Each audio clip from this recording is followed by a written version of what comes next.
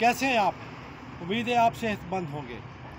कुछ लोग चोरी को गुनाह कबीरा समझते हैं, डाका को गुनाह कबीरा समझते हैं, करप्शन को गुनाह कबीरा समझते हैं, ज़ना बिल जबर को गुनाह कबीरा समझते हैं, बदकारी को गुनाह कबीरा समझते हैं।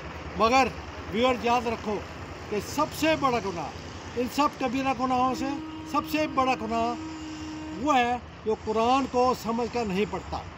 Quran is the revolution.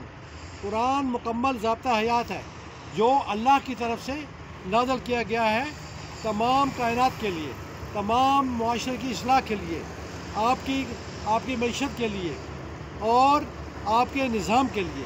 तो कम टू दी कुरान और कुरान को समझो। कुरान को समझकर ना पढ़ने वाला सबसे बड़ा गुनाहगार है। तो कुरानी अहकामात की तरफ तवज्जो करें।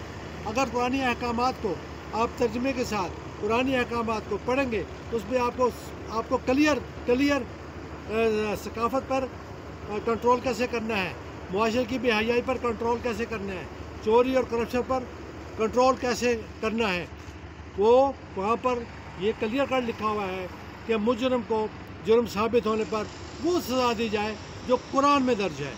तो punish the criminals in the light of Quran accordingly. मुजरम को जुर्म साबित होने पर वो सज़ा दी जाए जो कुरान पाक में लिखी हुई है। ओके व्यूअर, अल्लाह आपका हमें नासर हो और जो कुछ बोला उस पर आप सब लोगों को अमल करने की तौफीक अता फरमाए। Come to the Quran and implement Quran as a revolution of Pakistan. Okay, अल्लाह हाफिज़, बाय बाय। मैं था इकबाल खोखर और आप देख रहे थे human rights missionary YouTube channel. फ़ी अमानिल्लाह।